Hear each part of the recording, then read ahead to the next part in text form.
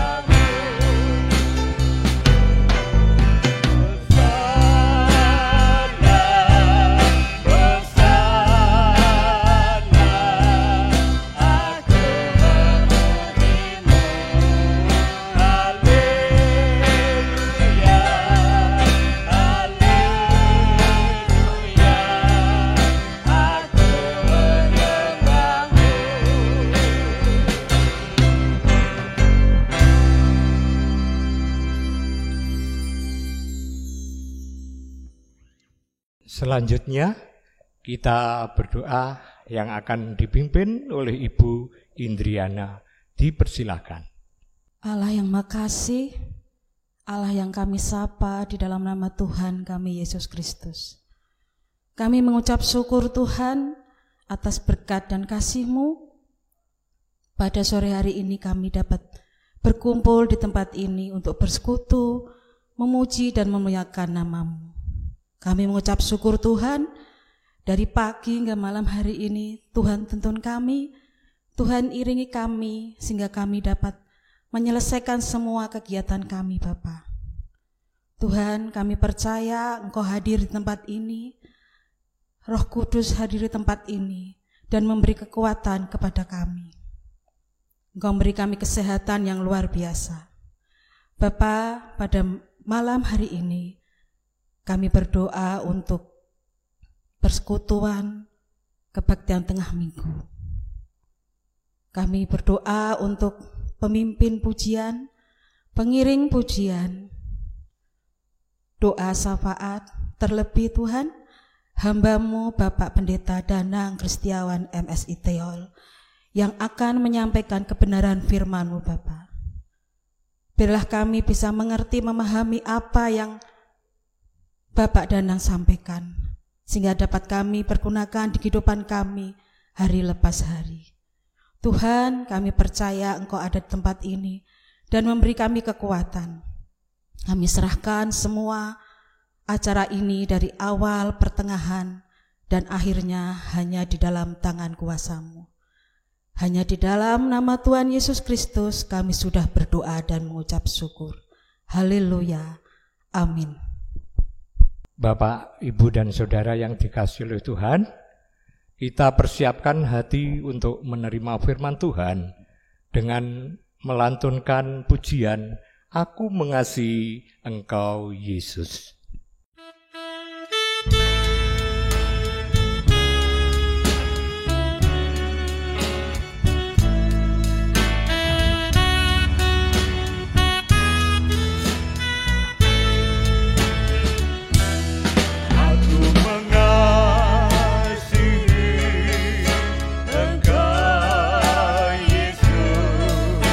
Dengan segenap hatiku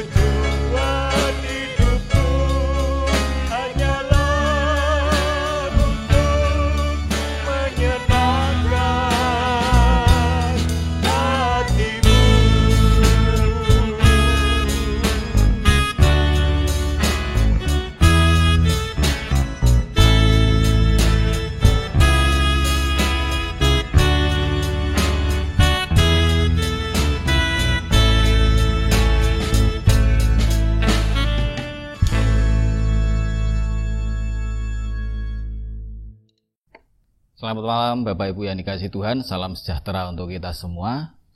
Pada sore hari ini kita akan bersama membaca dan merenungkan firman Tuhan dari kitab Kejadian pasal 24 ayat 34 sampai 40. Kita akan baca dan sebelumnya mari kita berdoa terlebih dahulu. Mari kita berdoa. Bapak yang penuh kasih, kami bersyukur untuk berkat-Mu. Kami akan bersama membaca dan merenungkan firman-Mu. Kiranya Tuhan yang bersama dengan kami dan memberkati kami, firman-Mu boleh menguatkan kami. Terima kasih ya Bapa, dalam nama Tuhan Yesus Kristus kami akan membaca dan merenungkan firman-Mu. Amin. Kejadian pasal 24 ayat 34 sampai 40, demikian bunyi firman Tuhan. Lalu berkatalah ia, "Aku ini hamba Abraham. Tuhan sangat memberkati tuanku itu, sehingga ia telah menjadi kaya. Tuhan telah memberikan kepadanya kambing domba dan lembu sapi, emas dan perak, budak laki-laki dan perempuan, unta dan keledai. Dan Sara, istri tuanku itu, sesudah tua, telah melahirkan anak laki-laki bagi tuanku itu. Kepada anaknya itu telah diberikan tuanku segala harta miliknya. Tuanku itu telah mengambil sumpahku. Engkau tidak akan mengambil untuk anakku seorang istri dari antara perempuan Kanaan yang negerinya aku diami ini. Tetapi engkau harus pergi ke rumah ayahku dan kepada kaumku untuk mengambil seorang istri bagi anakku." Jawabnya kepada tuanku itu, "Mungkin perempuan itu tidak mau mengikut aku." Tetapi katanya kepadaku, "Tuhan yang di hadapannya aku hidup akan mengutus malaikatnya menyertai engkau dan akan membuat perjalananmu berhasil, sehingga engkau akan mengambil bagi anakku seorang istri dari kaumku dan dari rumah ayahku." Abraham golek mantu. Itu cerita yang kita baca barusan.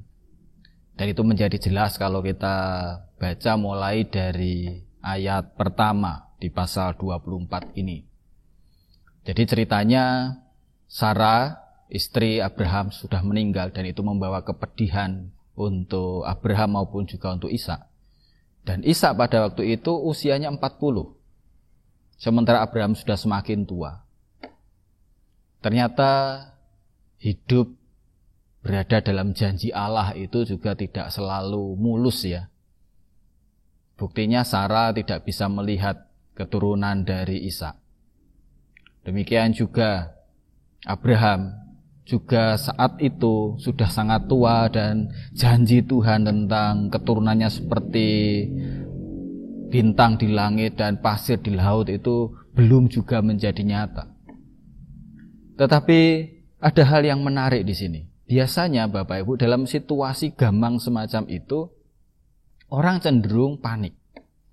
Dan ketika orang panik biasanya orang melakukan banyak hal konyol. Demikian juga untuk kita toh. Ketika kita merasa terancam, ketika kita sedang berada dalam situasi yang kepepet atau situasi yang mendesak yang kita sedang hadapi, kita seringkali kemudian menjadi panik, dan ketika orang panik, orang membuat keputusan-keputusan yang aneh mungkin ya, yang kemudian berkompromi dengan apa yang sedang dihadapinya.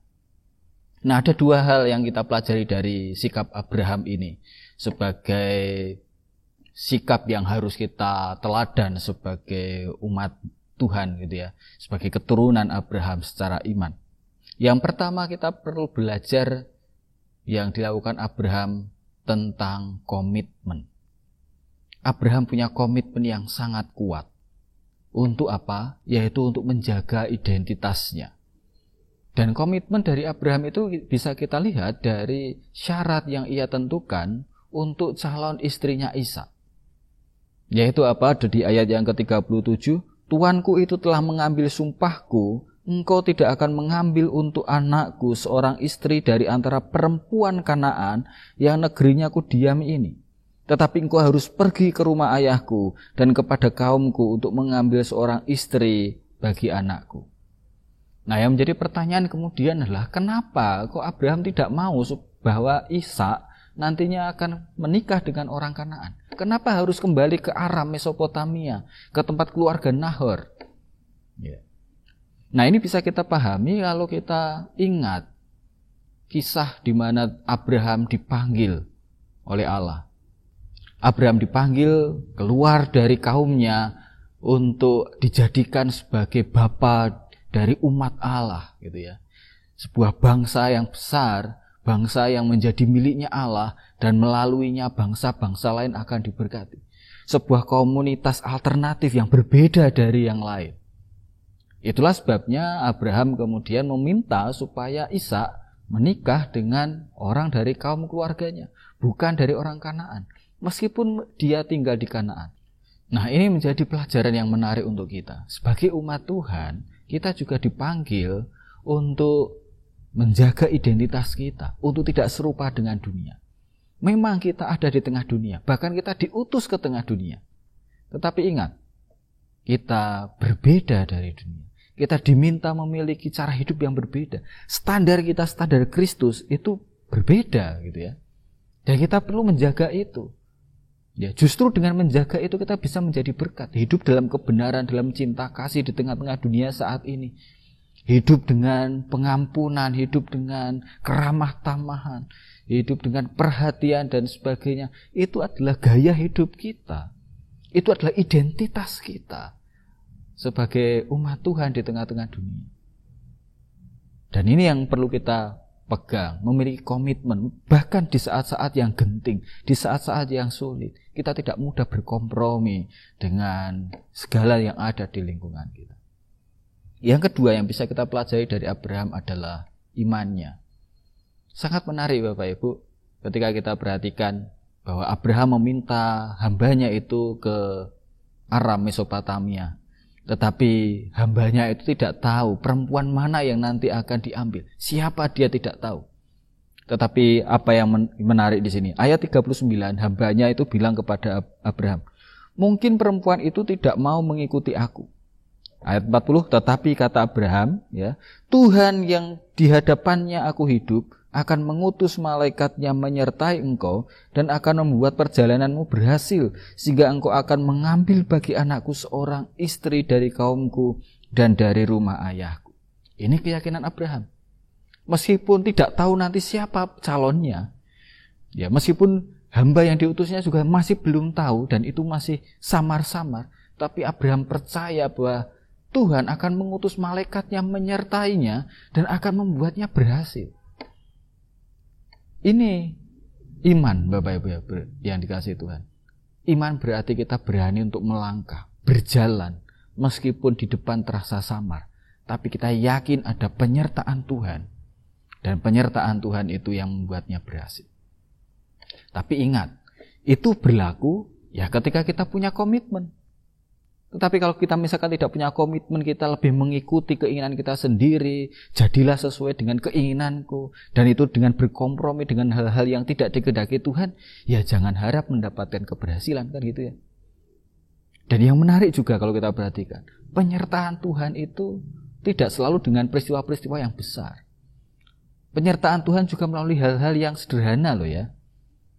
Bagaimana Eliezer, hamba Abraham ini menemukan Ribkah, calon istri dari Ishak, melalui cara yang sangat biasa. Di ayat yang ke-14, kalau kita baca mulai dari ayat yang pertama ya, di ayat yang ke-14, hamba Abraham ini berkata kepada Tuhan, bagaimana aku bisa tahu siapa nanti yang akan jadi calon istrinya Ishak? Lalu dia kemudian mengatakan di ayat yang ke-14, kiranya terjadilah begini, anak gadis, kepada siapa aku berkata, tolong miringkan buyungmu itu supaya aku minum, dan yang menjawab, minumlah, dan unta-untamu juga akan kuberi minum. Dialah kiranya yang kau tentukan bagi hambamu Ishak. Maka dengan begitu akan ku ketahui bahwa engkau telah menunjukkan kasih setiamu kepada Tuanku itu. Bukankah itu hal yang sangat biasa? Ya. Artinya apa sih? Dari sini kita bisa melihat bahwa dalam hal-hal yang kelihatannya biasa, ternyata itu ada campur tangan Tuhan yang membuatnya berhasil melalui hal-hal yang biasa itu. Bahwa Allah berkarya tanpa kita mengerti, tanpa kita sadari. Tapi Allah terlibat. Mungkin kita merasa, kok hidupku biasa-biasa saja. Kok saya tidak pernah mendengar suara Tuhan yang menggelegar. Kok sepertinya tidak ada sesuatu yang istimewa dalam hidup. Jangan khawatir Bapak Ibu, penyertaan Tuhan juga terjadi dalam hal-hal yang biasa yang kita alami sehari-hari.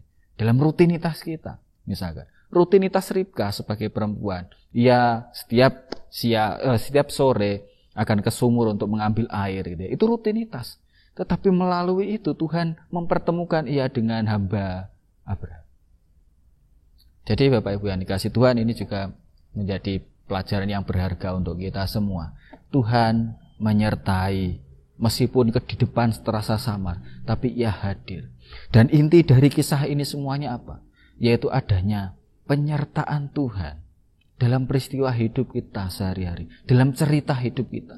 Meskipun berliku, tetapi ada campur tangan Tuhan. Oleh sebab itu marilah kita tetap berkomitmen ya, sebagai umat Tuhan, menjaga jati diri kita sebagai miliknya Tuhan, sebagai murid Kristus. Dan dengan demikian kita tetap percaya, tidak mudah panik ketika harus menghadapi hal-hal yang rumit dan sulit dalam hidup kita. Karena kepanikan seringkali membuat orang ceroboh, tapi tetaplah percaya bahwa apa? Bahwa Tuhan akan menyertai dan membuat kita berhasil. Tuhan memberkati kita semua. Mari kita berdoa. Bapa yang penuh kasih, kami bersyukur untuk firman-Mu. Biarlah firman-Mu menjadi kekuatan kami, sehingga kami boleh punya komitmen sebagai murid-Mu, dan juga kami tetap percaya kepadamu bahwa Engkaulah yang akan menyertai dan membuat kami berhasil. Terima kasih ya Bapa, dalam nama Tuhan Yesus Kristus kami berdoa. Amin. Kita akan memasuki doa tunggal, yaitu doa syafaat, yang nanti akan dipimpin oleh Ibu Sri Martuti. Dan sebelumnya kita menyanyikan pujian, hidup ini adalah kesempatan.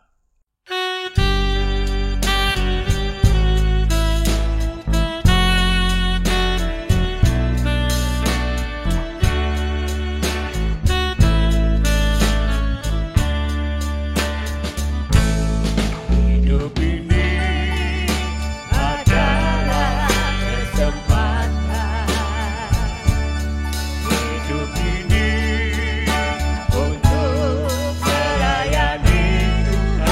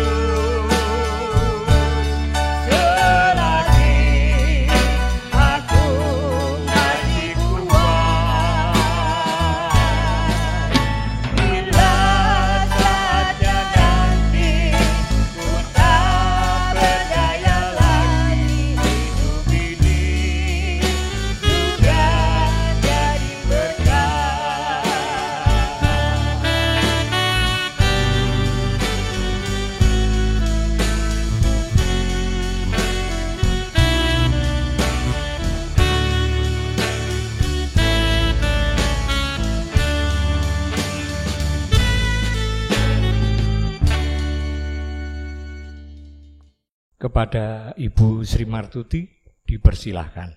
Selamat malam Bapak-bapak, Ibu-ibu, dan saudara-saudara yang dikasihi Tuhan. Shalom. Mari kita datang kepada Tuhan dengan berdoa. Bapa kami yang di surga, Tuhan kami Yesus Kristus, terpujilah nama-Mu ya Tuhan, kekal selama-lamanya. Hamba-Mu bersyukur pada malam hari ini, Tuhan berikan kesempatan untuk beribadah di tengah minggu ini di rumah masing-masing dengan penuh sukacita. Dan kami semuanya telah menerima berkat-Mu, firman-Mu yang begitu indah. Mampukan ya Tuhan kami melakukan firman-Mu itu di dalam kehidupan kami hari lepas hari. Bapa di surga, kami juga serahkan saudara-saudara kami yang masih sakit dan dalam masa pemulihan, yaitu Bapak Teguh Rumakso, Anak Saka, Ibu Suliati, dan Bapak Yoel Trikaristi, serta yang lain ya Tuhan. Kalau sakit, tumpangkan tangan-Mu yang penuh kuasa, sehingga saudara-saudara kami yang sakit boleh sehat walafiat, dan mereka cukup waktu untuk menyaksikan, untuk menikmati cinta kasih-Mu ya Tuhan. Juga kami menyerahkan saudara-saudara kami yang perlu pelayanan khusus, yaitu Mbak Dina, Bapak Mariolan, Ibu Iswati, Pak Jemi, Ibu Tueni, Ibu Wartono, Ibu Kartiko, Ibu Panijah, Ibu Naomi, dan lain-lain ya Tuhan. Kalau saudara kami mengalami kelemahan fisik, kuatkanlah, pulihkanlah fisiknya, serta kuatkanlah rohaninya, sehingga mereka mampu mengucap syukur dalam kondisi apapun. Bapa di surga, hamba-Mu juga menyerahkan para Adi Yuswo. Tolonglah, berkatilah di usianya yang senja, ya Bapa, berilah mereka kesehatan yang mantap. Berilah mereka kemampuan untuk selalu fokus kepada Tuhan dan mengandalkan Tuhan, sehingga ya Tuhan boleh menjadi teladan bagi para generasi penerus di GITJ Jepara ini. Terima kasih Tuhan, terima kasih Allahku. Hamba-Mu juga berdoa untuk semua permasalahan yang dihadapi oleh warga jemaat-Mu di GITJ Jepara ini, mulai dari permasalahan keluarga. Ya Tuhan, tolonglah, berkatilah setiap keluarga untuk bisa berkomunikasi dengan harmonis. Mereka saling mengasihi, mengampuni, menerima satu dan yang lain, sehingga mereka ini sebagai wujud syukur atas kehidupan yang Tuhan anugerahkan. Bapa di surga, kami juga serahkan anak-anak-Mu yang masih sekolah. Ya Tuhan, Engkau menolong mereka bisa menggunakan kesempatan yang Tuhan anugerahkan untuk mempersiapkan diri di masa depannya, di dalam menghadapi tantangan hidupnya. Mereka nanti boleh hidup dengan seturut kepadamu, takut pada Engkau. Lebih-lebih anak-anak-Mu yang sedang mencari tempat pendidikan, baik itu sekolahan maupun perguruan tinggi yang sedang tes. Tuhan berkati. Mereka boleh mendapat tempat pendidikan sesuai dengan kehendak-Mu saja. Demikian juga para orang tua berkati dalam menyiapkan semua biaya yang dibutuhkan untuk putra-putrinya. Tuhan yang mencukupi juga. Terima kasih Tuhan, terima kasih Allahku. Hamba-Mu juga menyerahkan untuk seluruh program jemaat-Mu di sini ya Tuhan, yang dilakukan oleh para bapak pendeta, para majelis, tim media, pengurus-pengurus kelompok, pengurus-pengurus komisi, badan, dan paguyuban yang ada. Berikan mereka kemampuan untuk melaksanakan dan dapat bersinergi di dalam melayani pekerjaan Tuhan sesuai dengan tugas pokok fungsinya masing-masing dengan penuh keikhlasan dan tanggung jawab. Bapa di surga, hamba-Mu juga menyerahkan pekabaran Injil-Mu yang dilakukan melalui berbagai sarana yang ada, baik itu media cetak, elektronika, panti jompo, panti usuhan, sekolahan, ataupun pekabaran Injil-Mu melalui kehidupan warga jemaat-Mu ya Tuhan. Kiranya berikan kemampuan warga jemaat-Mu untuk selalu bisa menyinarkan cinta kasih-Mu, sehingga banyak orang mengenal-Mu ya Tuhan, dan dapat menerima keselamatan yang Tuhan sediakan. Terima kasih Tuhan, terima kasih Allahku. Kami juga berdoa untuk bangsa dan negara kami tercinta Indonesia. Ya Tuhan, dasar negara kami Pancasila, UUD 1945.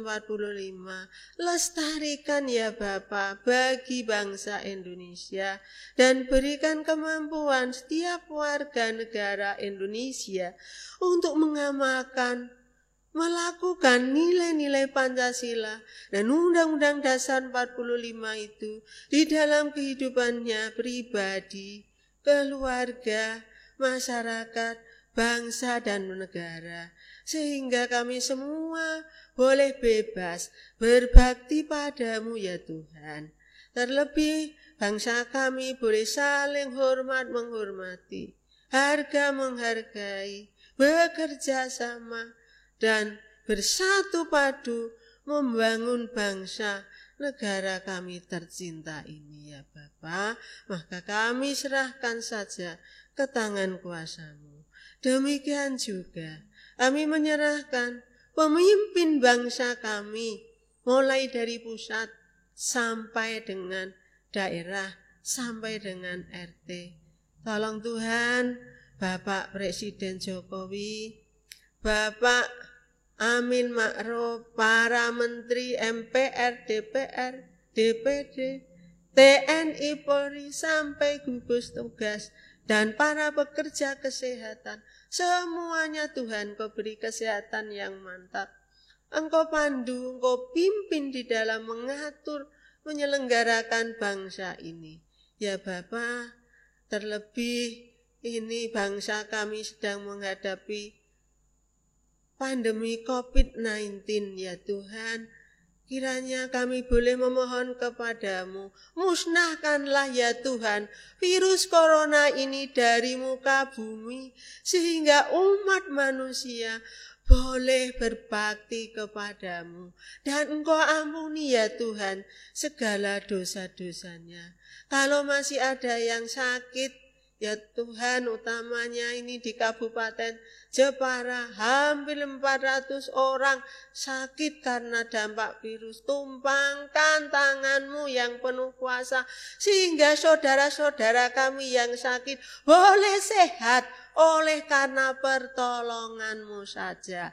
Terima kasih Tuhan, Engkau ampuni dosa-dosanya. Terima kasih Allahku. Hanya kami bisa menyerahkan ya Tuhan sepenuhnya hidup dan kehidupan ini dan warga jemaat-Mu GIT Jayapara ini, bahkan warga jemaatmu di muka bumi ini, berkatilah semuanya. Terima kasih Tuhan, terima kasih Allahku. Hanya di dalam nama Tuhan kami Yesus Kristus kami berdoa dan bersyukur. Amin. Bapak, Ibu, dan Saudara yang dikasihi oleh Tuhan, marilah kita akhiri kebaktian tengah minggu dengan menyanyikan pujian Indah Rencanamu Tuhan.